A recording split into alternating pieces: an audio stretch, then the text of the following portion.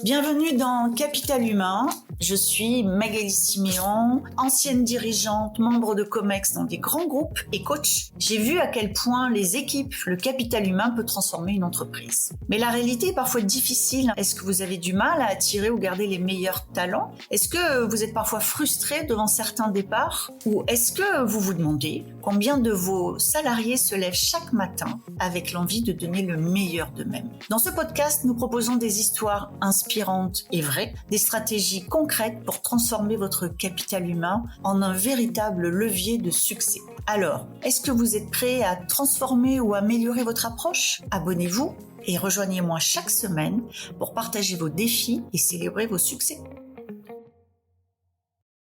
Elle a été éducatrice pour jeunes enfants. Elle est partie du terrain, de la section, pour passer au département, ensuite à la région, et être maintenant au niveau confédéral et donc national. Aujourd'hui, j'ai l'immense plaisir de recevoir Isabelle Mercier. Isabelle Mercier est secrétaire nationale de la CFDT. Elle est en charge du dossier du travail et de la fonction publique. Et son passage sur le terrain lui permet d'avoir une vision très lucide de c'est quoi une entreprise qui sait parier sur son capital humain. Je vous souhaite une très bonne écoute. Bonjour Isabelle. Bonjour.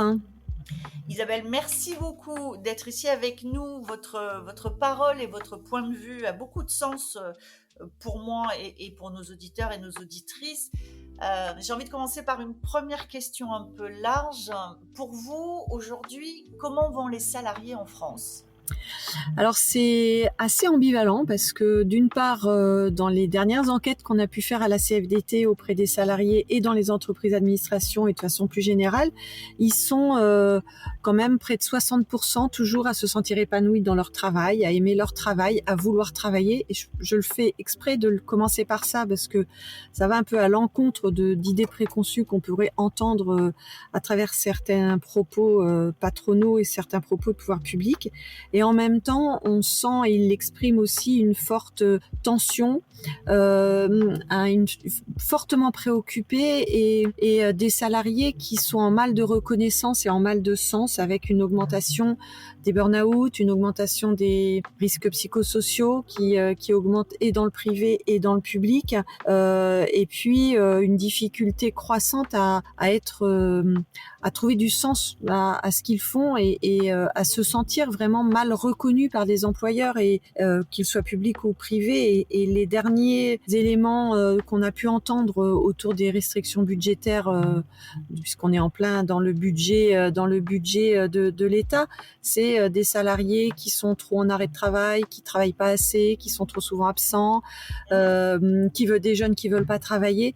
Et du coup, tout ça, c'est des discours qui viennent vraiment percuter les travailleurs, les dénigrer, alors là même que si la France a tourné pendant le Covid, alors là même que si les entreprises arrivent à se transformer, c'est bien parce qu'il y a une performance des salariés qui donnent tout pour leur travail. Bien sûr. Merci de commencer comme ça parce que je partage complètement et il y a juste deux mots. Vous dites reconnaissance et sens, donc on n'est pas sur des choses très sophistiquées. Est-ce que si vous rêviez d'un monde de l'entreprise ou d'une administration idéale, comment est-ce qu'on marque la reconnaissance aux salariés de façon cohérente et quotidienne ? Déjà, en écoutant, en favorisant les espaces d'expression, en écoutant les salariés sur leur expertise, sur la réalité de leur travail, au lieu de vouloir réorganiser leur travail sans tenir compte de leurs paroles, de transformer leur travail sans tenir compte de leurs paroles, les écouter sur leurs difficultés à mener, à faire un travail de qualité, en échangeant dans les entreprises et administrations justement sur qu'est-ce que c'est qu'un travail de qualité. On a pas les mêmes visions quand on est employeur, quand on est N+1, quand on est DRH et quand on est salarié sur le travail de qualité qu'on doit qu'on vise, qu'on veut mener. Donc, avoir des espaces d'échange sur ces sujets-là, déjà, ça serait un petit pas. Un deuxième petit pas, c'est reconnaître que les travailleurs, quel que soit privé ou public, contribuent à la valeur de l'entreprise, à son développement, à sa transformation et sont utiles à la fois dans le public à remplir des missions de service public, à la solidarité, à la cohésion sociale, et puis dans le privé à faire vivre et à produire et à mener à bien tous les projets des entreprises. Et cette reconnaissance, elle est à la fois dans les mots et elle est à la fois financière, évidemment, dans ce qu'on appelle à la CFDT le partage de la valeur créée par l'entreprise. Quand vous dites, alors vous dites écouter et reconnaître, et finalement, dans votre vision, et que je partage, Isabelle, dans votre vision, déjà, quand on fait ça, vous avez parlé d'avoir la même définition de la qualité du travail. En fait, ce que vous dites, c'est parlons ensemble du travail. Oui. Oui. C'est ça. Et mettons-nous d'accord sur le travail qu'on veut faire. Oui. Côté, c'est-à-dire le N+1, le DRH et l'opérateur éventuellement. Exactement. C'est encore peut-être plus aujourd'hui qu'il y a des gros bouleversements, des grosses transformations dans les entreprises. J'ai envie de dire peut-être plus aujourd'hui qu'hier, où on a eu cet épisode du Covid, où les salariés ont été autonomes sur leur poste de travail pour s'adapter aux restrictions liées aux mesures sanitaires, par exemple, et où ils nous ont dit, au moment de la réforme des retraites, qu'ils aspiraient à plus d'autonomie, à plus de lieux où ils puissent s'exprimer. On a un réel besoin de se mettre autour de la table pour de remettre du collectif de travail dans à la fois ce qui est possible de faire et ce qu'on me demande de faire. Je vais vous prendre un exemple, les aides à domicile à qui on donne des temps d'intervention dans les logements auprès des usagers ou auprès des bénéficiaires.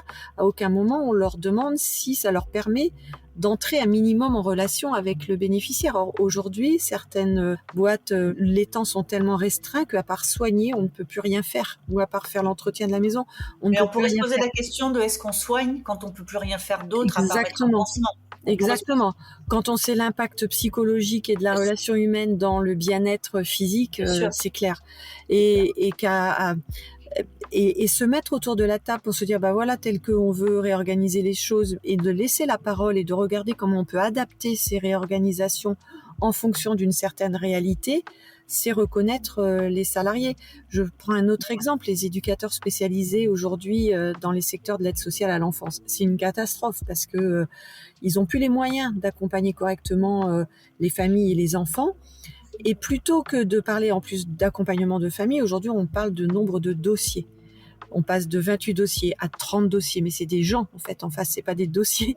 Et à aucun moment on se pose la question de comment professionnellement ça se tiraille entre ce que je veux faire de mon travail, ce que j'ai aussi appris dans les écoles, mais les valeurs autour de ma profession, et puis les moyens que j'ai parce que on manque de familles d'accueil, parce qu'il n'y a pas de place dans les établissements, et comment tout ça peut se parler, et comment en se parlant on peut trouver des solutions collectives, parce que l'intelligence collective, c'est quand même ça qui produit de la performance.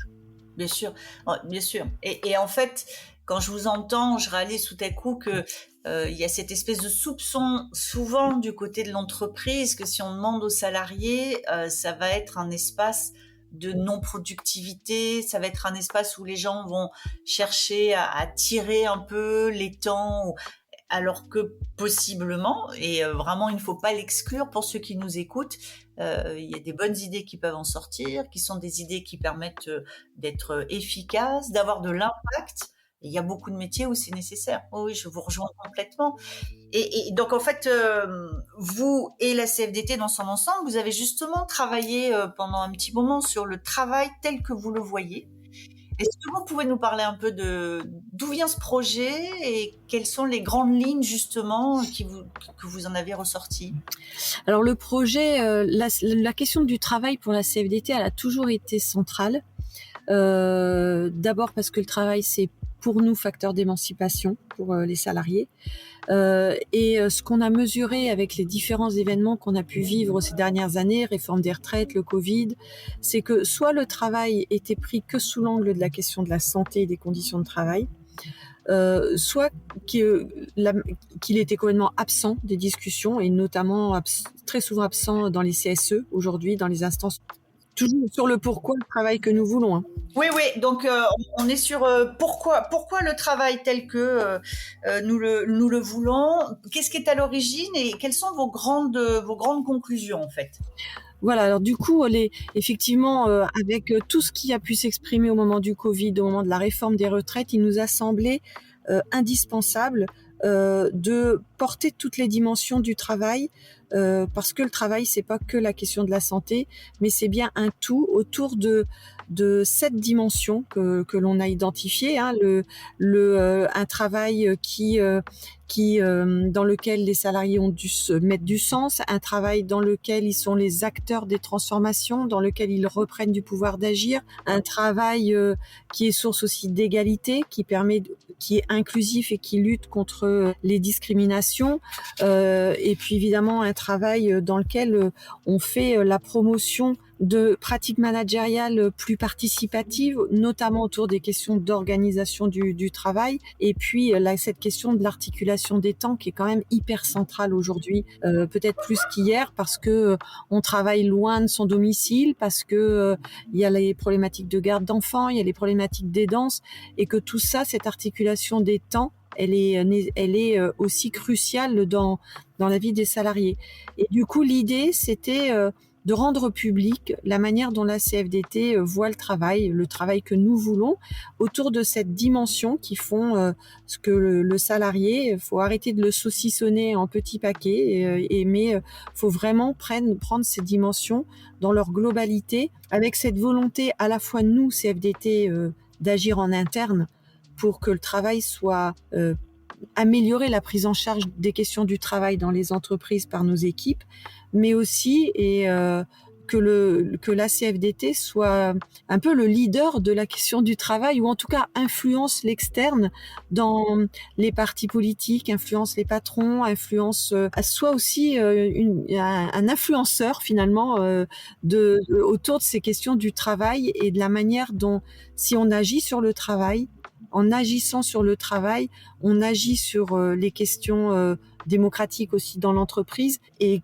un salarié qui est bien dans son entreprise, il est bien dans son territoire, et du coup, c'est aussi améliorer la vie des travailleurs dans l'entreprise, c'est améliorer forcément leur vie aussi dans les territoires, dans leur famille, auprès de leurs amis, c'est permettre aussi de l'engagement éventuellement citoyen, et avec tout le lien qu'on peut faire entre démocratie dans l'entreprise, démocratie sociale et la démocratie politique. Et on voit bien qu'aujourd'hui, avec tous les risques, notamment le risque de l'extrême droite, hein, qui est quand même aux portes du pouvoir, agir sur le travail, c'est aussi se donner les moyens d'agir pour redonner confiance et lutter contre des idées populistes telles qu'on peut les avoir aujourd'hui et dangereuses.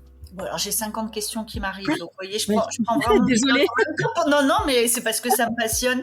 Alors, une première, si je reviens un peu sur la teneur de ce que vous avez dit, et que vous avez dit aussi en introduction, dans le travail tel que nous le voulons, j'entends qu'on parle beaucoup de participatif et de collaboratif. Oui. D'accord. Oui. Parce que pour vous, c'est un élément essentiel de la qualité de vie au travail. Pour nous, oui, c'est un élément essentiel de la qualité de vie au travail, parce que on a de ces dernières années beaucoup découpé les salariés, on a individualisé beaucoup le travail, donc on a quand même mis des coins dans ce qu'était l'espace du travail comme espace de vie collective dans lequel ça foisonne, les idées foisonnent. C'est important aussi parce que l'intelligence collective, on y croit, la CFDT, comme étant un facteur, un mode de management qui donne des solutions, qui permet de trouver des solutions, qui met les gens en dynamique.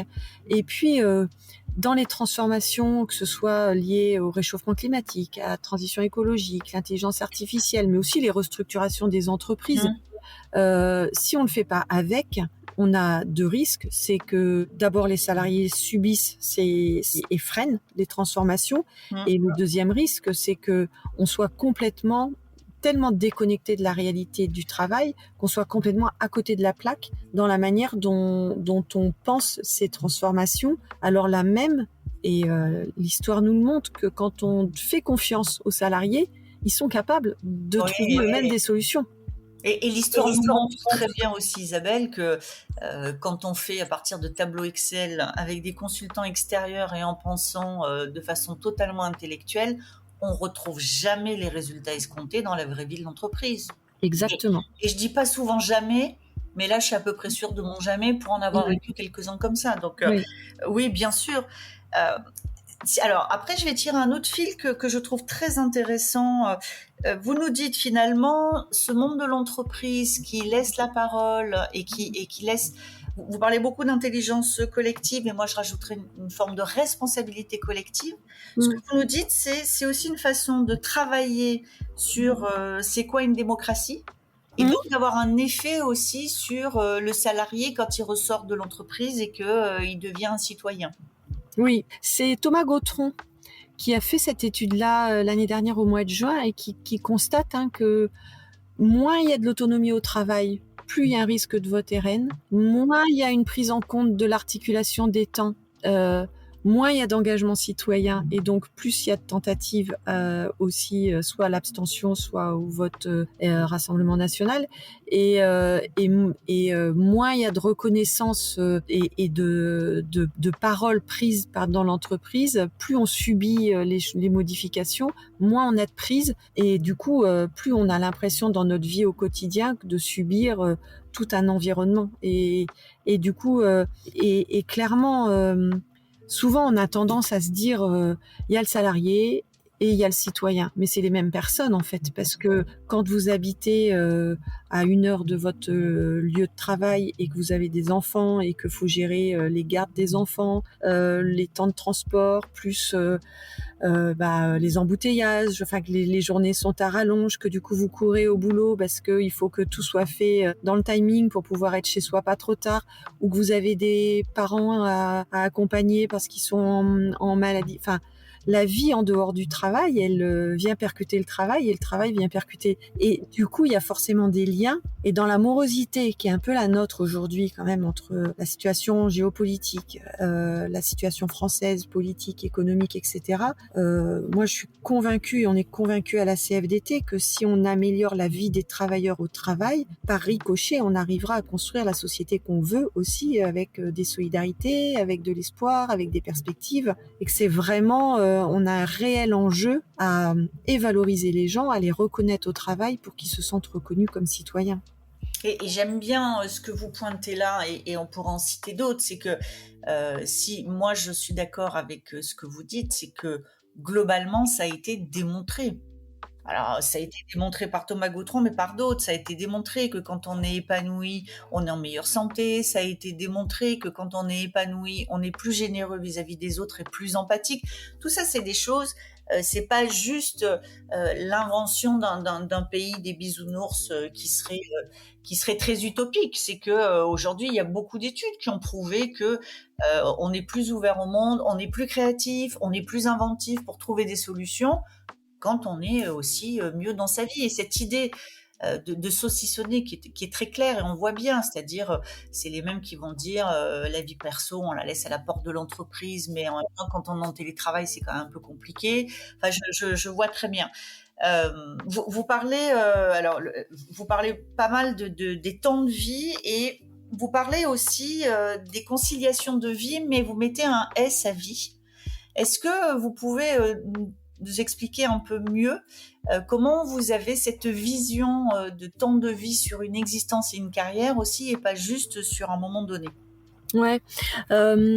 Alors ça, c'est un vrai travail de la CFDT qui date depuis maintenant plusieurs années. C'est de se rendre compte. On s'est rendu compte il y a longtemps et on le sait, que les salariés, ils n'ont pas qu'une vie professionnelle, et que tout cela n'est pas homogène, mais que quand on rentre sur le marché du travail, on n'a pas forcément les mêmes besoins que quand on a 40 ans, quand on en a 50, et quand on sort du marché du travail, et qu'il y a cette vraie volonté de pouvoir reprendre aussi la main sur le temps libre et la manière dont on peut utiliser ce temps libre. Et que donc nous on a inventé, on va dire, un dispositif qu'on appelle le compte épargne-temps universel. Pourquoi universel ? Parce que ça pourrait ressembler au compte épargne-temps qu'on peut connaître dans les grosses boîtes, sauf que c'est justement dans les grosses boîtes que ça existe et pas dans les petites boîtes, donc universel pour tous les salariés. Et la différence qu'on y met, c'est que c'est un compte épargne-temps qui est rattaché au salarié et non pas rattaché à son contrat de travail. Et notre idée, c'est que dans tout son parcours professionnel, à partir du moment où il rentre sur le marché du travail jusqu'au moment où il en sort, il peut épargner du temps dans ce compte épargne-temps, justement, pour pouvoir l'utiliser s'il a envie, s'il a un besoin pour s'occuper de ses gamins, s'il a besoin pour s'occuper de ses parents, s'il veut faire une formation, s'il veut prendre du temps pour faire un engagement associatif qu'aujourd'hui il n'a pas le temps de faire parce que les semaines sont telles qu'on ne peut pas s'engager sur le plan associatif, enfin, pour un projet personnel qui peut ne pas être le même en fonction du parcours professionnel. Et c'est réellement, c'est vraiment réellement une aspiration que les salariés ont aussi remontée. Et d'ailleurs, dans les doléances au moment des Gilets jaunes, ce qui arrivait quand même en tête, c'est cette question de l'articulation des temps. Et donc, il y a ces temps tout au long de la vie, et puis il y a ce temps, on parle beaucoup de la semaine en 4 jours, on parle beaucoup de l'augmentation du temps de travail pour réduire des semaines en 4 jours, enfin de réaménager. Je pense que la problématique posée est bonne, mais que les solutions sont trop vite trouvées et que là aussi, il faut qu'on arrive à discuter sur comment on permet aux gens que leur impératif en termes de besoin de temps s'intègre dans leur impératif de vie de travail. Et comment tout ça peut se dialoguer de manière individuelle lors des entretiens individuels, mais comment aussi on peut en faire un objet collectif, parce que ce qui est important, c'est d'en faire un objet collectif aussi. Et parce que la question de la charge mentale des salariés, c'est aussi une charge mentale qui est liée à cette absence de dialogue sur les charges personnelles qui pèsent, qui sont jamais regardées, jamais prises en compte. Bien sûr. Si j'essayais de résumer, alors ça va être mon résumé à moi, très subjectif. En tout cas, ce que moi j'ai envie de retenir, c'est finalement ce que vous nous dites, c'est quand un salarié a un espace pour pouvoir dire et être entendu. Oui. Quand un salarié a un espace pour que on sache reconnaître, et alors moi je rajouterais, quand on reconnaît, on peut reconnaître ce qui va, puis on peut reconnaître aussi ce qui doit être amélioré. Oui. À nouveau, c'est pas le pays des bisounours. Quand un salarié est aussi reconnu comme un tout, et pas juste entre 9h et 18h ce qui se passe dans le monde de l'entreprise et qui n'est plus forcément en plus l'espace physique de l'entreprise, quand on a tout ça, ce que vous nous dites, c'est on va avoir un salarié engagé. Ce que moi je rajoute, c'est un salarié engagé, c'est un salarié qui est productif, qui est créatif, qui va trouver des solutions. Et ce qu'on pourrait dire toutes les deux, c'est qu'en toute logique, on va avoir aussi un salarié qui sera en meilleure santé et avec une santé mentale qui sera plus équilibrée et plus saine. Est-ce que si je retiens tous ces points-là comme ça, vous partagez ? Je partage et je m'y retrouve complètement. Au cas où nos auditeurs auraient un doute, c'est la première fois que nous échangeons avec Isabelle, mais oui, je crois qu'on a beaucoup de points en commun.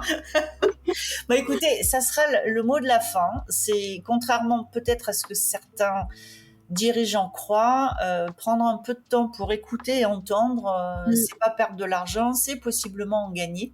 Oui. Et je pense que les employeurs doivent avoir aussi bien en tête aujourd'hui leur responsabilité en matière de santé mentale. Un salarié qui va bien, c'est aussi moins de risques légaux pour l'entreprise et il faut aussi l'avoir en tête.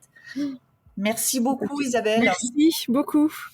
Merci d'avoir été avec nous aujourd'hui. Si vous avez aimé cet épisode, pensez à le partager avec vos collègues ou avec d'autres dirigeants et à nous laisser une petite note. Ça fait toujours plaisir et ça nous aide beaucoup. Vous souhaitez en savoir plus? Abonnez-vous pour rester avec nous et sentez-vous libre de nous faire part de vos réflexions en commentaire. J'adore ça. Et si vous avez envie de partager votre histoire ou vos expériences, n'hésitez pas à me contacter sur mon site Lily facilite la vie info. À bientôt dans Capital Humain, le podcast podcast pour que les salariés soient heureux et productifs.